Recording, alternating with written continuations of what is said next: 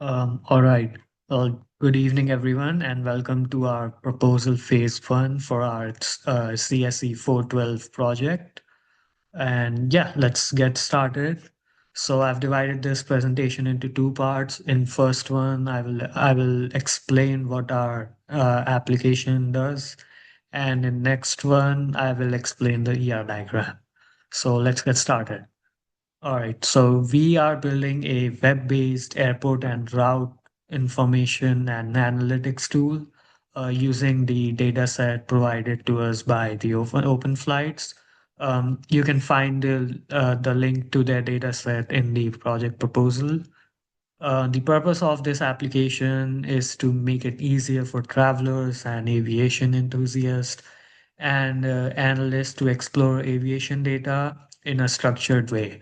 So instead of manually searching for raw data sets, users will have an interface that organizes information about airports, airlines, routes, countries, and aircraft types.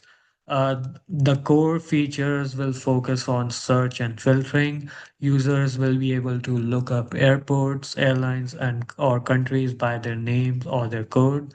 They can see details about specific airports, view the routes connected to it, and even check which airlines operate them. The tool will also provide country level metrics such as how many airports or airlines exist in a given country. In addition, there will also be route listings, airline network views, and aircraft information. The focus will be on textual analysis and simple tables rather than complex visuals, so the results are as clear and easy to navigate as possible. The way the system work is through three layers.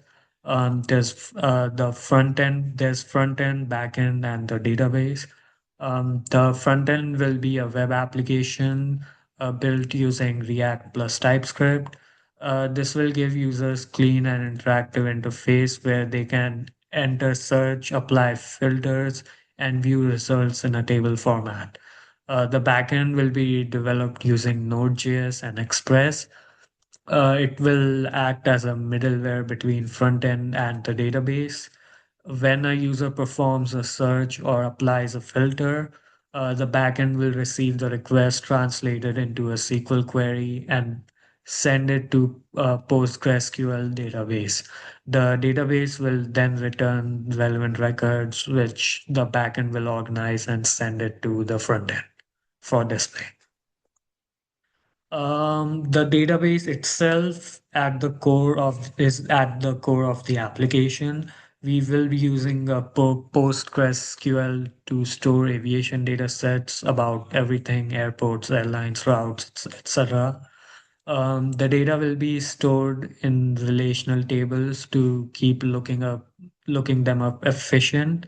For example, routes will connect to a source airport, a destination airport, the airlines that operates the flight, and possibly the plane model as well. This structure allow users to seamlessly move between related objects. Someone looking at airport can immediately see all the departure route. Someone checking a route can view the airline and air type of aircraft used. Someone selecting a country can see all the airports or airlines associated with it. Another important feature is how system handles update. So aviation data is changing constantly. New routes are being added, new airlines are being formed, new aircrafts are being added. So users can request the administrator for any specific change. So let's say users want us to enter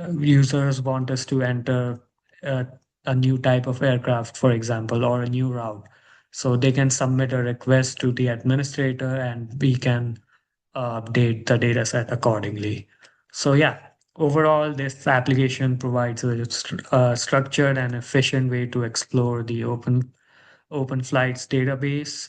And now that I have explained what our application does, it's time to move on to the core of this project, which is the ER diagram. All right, so This is the ER diagram that we come up with for this database. As you can see over here, we have four main entities: airport, airlines, planes, and countries, as well as four relationships: routes, flies, contains, and operates in. So first, I'm going to explain all the entities. So we have the airport entity. The key for this entity is the airport ID, as well as several other attributes like the name of the airport, the city that it is in, the time zone that it is located in, etc., etc. So these are all the entities for the airports. Next up, we have airlines. The key for this is airline ID, as well as the name of the airlines, the codes, etc. We have planes, which has name, IATA code, and ICAO code. For this, we are going to be using IATA code and ICAO code both as the keys. And lastly, we have countries, which has these attributes. Uh, Next up, we have relationships. So, for example, as you can see over here, we have airport contains countries. So these are connected via a one-to-many relationship. So countries can have multiple airports. Here, that's why we have one-to-many relationship here. And over here we have airlines operates in countries, so multiple airlines can operate in multiple countries. That's why we have many to many relationship over here. Um, Next up, we have the routes relationship, which is connected to airports and airlines via a bold line. The bold line means airport is connected to route, and every instance of airport is being referenced in route. Similarly, similar case for airlines. And we have aggregated all of these airport routes and airlines so that it is connected to fly via a one-to-many relationship. And yeah, that's pretty much it for the ER diagram. Thank you for watching.